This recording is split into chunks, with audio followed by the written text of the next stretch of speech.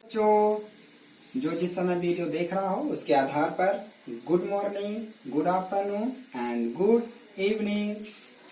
आज हम सीखने वाले हैं बिंदु आवेश किसे कहते हैं।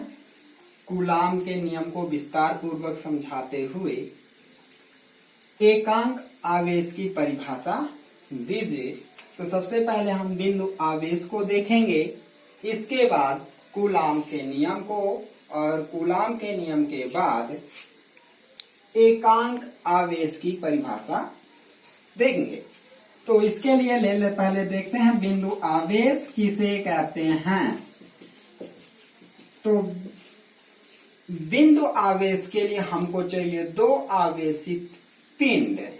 तो दो आवेशित पिंड हैं तो उनकी अपनी विमाएं होंगी, और उन विमाओं की तुलना में यदि उनके बीच की दूरी दो पिंड और उनकी अपनी विमाएं, और जो विमाएं हैं इन पिंडों के बीच की दूरी की तुलना में नगण्य हो तो उन पिंडों को या उन आवेशों को कहते हैं बिंदु आवेश। तो लिख लेते हैं इसको, कॉपी पेन उठा लीजिए और लिखना शुरू कर दीजिए। तो क्या कहते हैं, यदि दो आवेशित पिंडों के विमाएं उनकी दूरी की तुलना में नगण्य हो तो उन आवेशों को बिंदु आवेश कहते हैं। ओके, नेक्स्ट कूलाम का नियम। तो 1785 में फ्रांस के वैज्ञानिक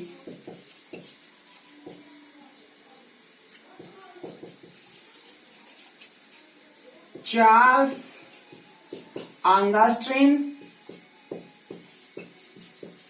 कूलाम, कौन 1785 में फ्रांस के भौतिक शास्त्री या वैज्ञानिक चार्ल्स एंगस्ट्रीम कूलाम ने ऐंठन तुला का प्रयोग करके दो बिंदु आवेशों के बीच लगने वाले आकर्षण और प्रतिकर्षण बल का मान ज्ञात किया। उस आधार पर उन्होंने एक अपना नियम दिया। इस नियम के अनुसार या कूलाम के नियम अनुसार, समझते हैं उन्होंने क्या नियम दिया। कूलाम के नियम अनुसार किन्हीं दो बिंदु आवेशों के बीच लगने वाला आकर्षण या प्रतिकर्षण बल का मान उन आवेशों के गुणनफल के अनुक्रमानुपाती तथा बीच की दूरी के वर्ग के व्युत्क्रमानुपाती होता है। ये कूलाम का नियम है। मीन्स किन्हीं दो बिंदु आवेशों के बीच लगने वाला आकर्षण या प्रतिकर्षण बल का मान उन आवेशों के परिमाण के गुणनफल के अनुक्रमानुपाती तथा बीच की दूरी के वर्ग के व्युत्क्रमानुपाती होता है।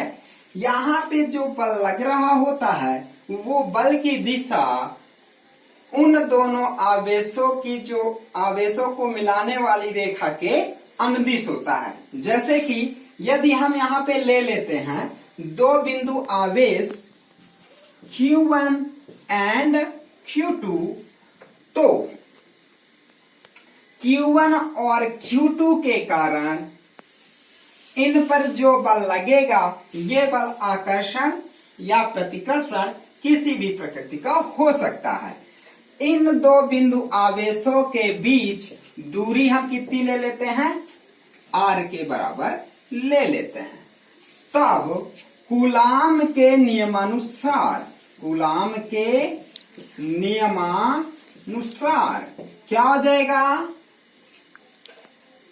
जो इन आवेशों के बीच लगने वाला आकर्षण या प्रतिकर्षण बल है, इन आवेशों के गुणनफल के अनुक्रमानुपाती, मीन्स लगने वाला बल F is proportional Q1 and Q2, means या फिर प्रोपोर्शनल Q1 डॉट Q2 तथा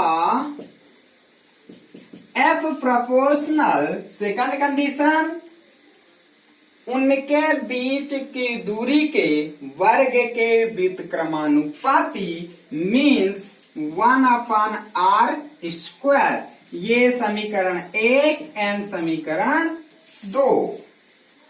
अब क्या करना है, समीकरण 1 और समीकरण 2 को मिलाकर लिख लेते हैं। तो समीकरण 1 एवं 2 से F proportional Q1 Q2 upon r² या F in equal to K into Q1 Q2 upon r²। This is equation number 3। यहां पर K एक अनुक्रमानुपाती नियतांक है जो इन दो आवेशों के बीच के माध्यम तथा उन मापन की पद्धति पर आधारित है। ओके बच्चों, तो हमें प्राप्त हो चुका है F in equal to K into Q1 and Q2 upon r²। This is equation number 3। Now अब जो परावैद्युतांक या कि जो K है, अनुक्रमानुपाती नियतांक है, वो किस पर निर्भर करता है, एक तो माध्यम पर और दूसरा मापन की पद्धति पर। तो माध्यम हमारे पास वायु या निर्वात हो सकता है या कि इसके अलावा और कोई माध्यम हो सकता है।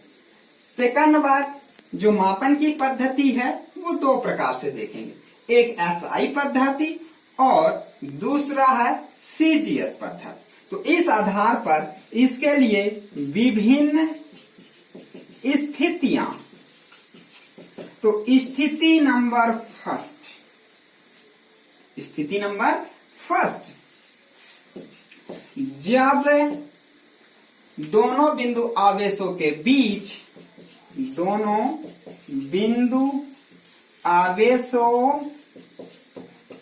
बीच, माध्यम वायु या निर्वात हो, तो कौन सी पद्धति, SI पद्धति में K बराबर होता है 1/4πε0 या 9×10⁹ न्यूटन मीटर स्क्वायर प्रति कूलाम स्क्वायर,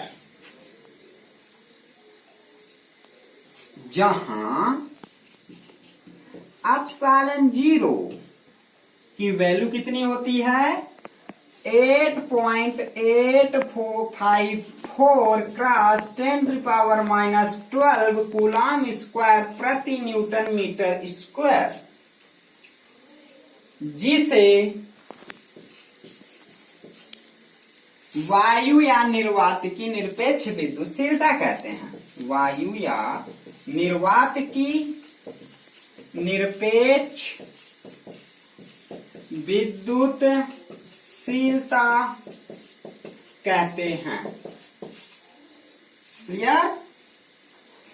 तो समीकरण कौन सा 3 ले लेते हैं और उसमें के का मान रख देंगे। तो यूजिंग समीकरण 3, तो समीकरण 3 से F in equal to 1/4 pi epsilon 0 Q1 Q2 upon R square. This is equation number 4। और जो ये फोर्स आया है, बल आया है, उसकी इकाई होती है न्यूटन। और या F in equal to 9 cross 10⁹ Q1 Q2 upon R square newton. This is equation number 5। पुनः समय 2 इक्वेशन प्राप्त हो गए हैं। इन दोनों इक्वेशन को हम यहाँ साइड पे नोट कर लेते हैं। F in equal to 1/4 pi epsilon 0 Q1 Q2 upon R square newton and F in equal to 9 cross 10⁹ Q1 Q2 upon R square। This is equation number 4 and 5. Let's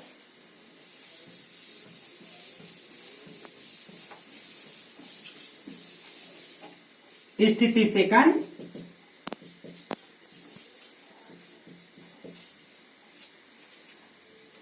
वायुयान निर्वात के अलावा अन्य कोई माध्यम हो जब दोनों बिंदु आवेशों के बीच अन्य कोई माध्यम हो तो क्या हो जाएगा? 1/k=1/4 pi epsilon 0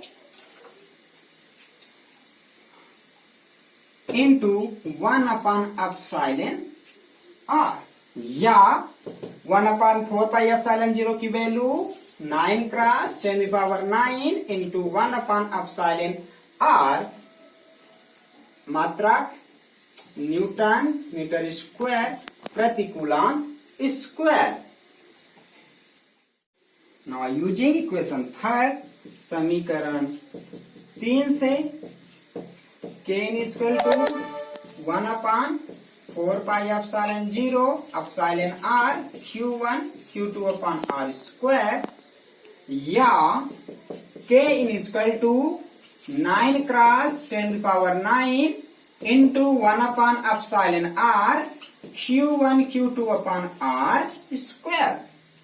This is both are equation number 6. Both are equation number 6. Note this. तो नोट कर लिया आपने। नेक्स्ट आगे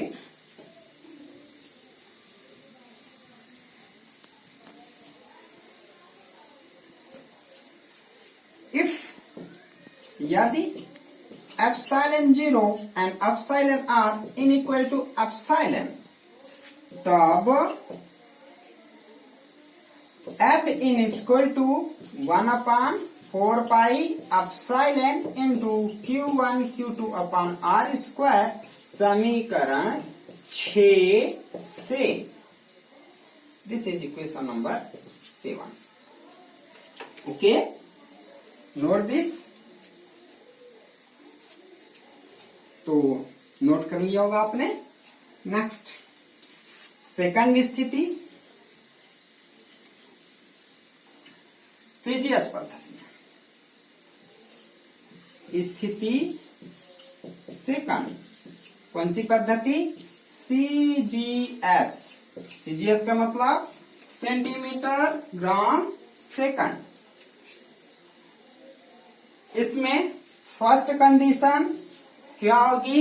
वही जब दोनों बिंदुओं के बीच वायु या निर्वात हो।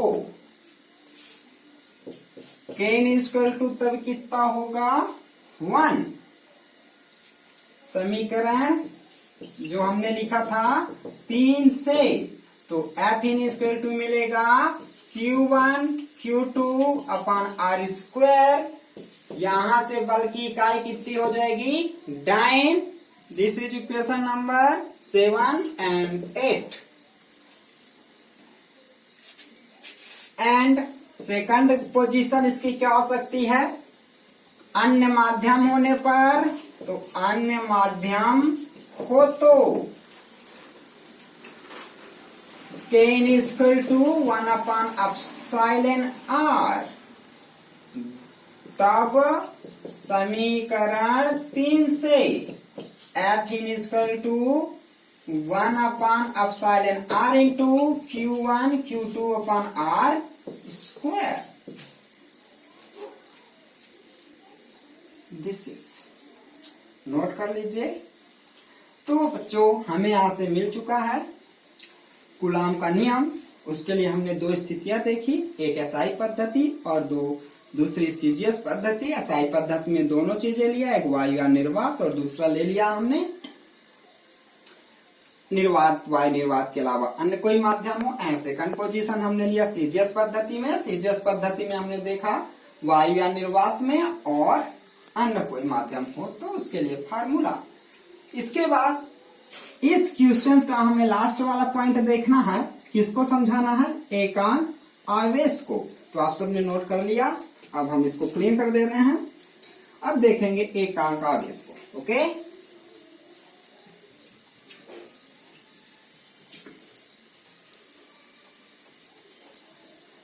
तो इक्वेशन नंबर 4, समीकरण 4 क्या था, F in equal to 1 upon 4 pi epsilon 0 Q1 Q2 upon R square ना था। ले लेते हैं एसआई पद्धति में एकांक आवेश की परिभाषा, एकांक आवेश की परिभाषा। ओके, एसआई पद्धति में हमने अभी देखा है कि 1 अपॉन 4 पाई एप्सिलॉन 0 की वैल्यू होती है एसआई पद्धति में 9 क्रॉस 10 की पावर 9। हम यहाँ पे ले लेते हैं, यदि F इन इक्वल टू भी कितना ले लेते हैं, 9 क्रॉस 10 की power 9 newton. R in equal to 1 metre and Q1 that is equal to Q2 that is equal to कितना ले लेते हैं, Q। Then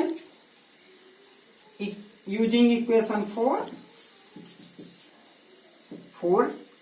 what will be, F की वैल्यू 9 क्रॉस 10 की power 9 that is equal to 1 upon 4 pi epsilon 0 की value 9 cross 10 की power 9 into Q1 की value Q and Q2 की वैल्यू भी कितनी, Q upon R square, R की value 1 का होल स्क्वायर। ये 9 क्रॉस 10 की पावर 9, 9 क्रॉस 10 की पावर 9 बोथ आर कैंसिल।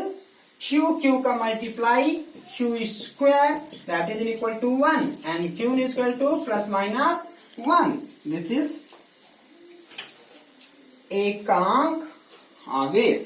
परिभाषित इसको कैसे करेंगे समझते हैं। यदि दो समान परिमाण के सजातीय आवेश एक दूसरे से 1 मीटर की दूरी पर स्थित हो तो वे एक दूसरे को 9 क्रॉस 10 की पावर 9 न्यूटन के बल से प्रतिकर्षित करें तो प्रत्येक आवेश एकांक आवेश होता है। दैट्स क्लियर, आपने नोट कर लिया। एक बार पुनः से सुन लीजिए, क्या है कि यदि दो समान परिमाण के सजातीय आवेश एक दूसरे से 1 मीटर की दूरी पर स्थित हो तो वे एक दूसरे को 9 क्रॉस 10 की पावर 9 न्यूटन बल से प्रतिकर्षित करें तो उनके बीच आवेश एकांक आवेश होता है।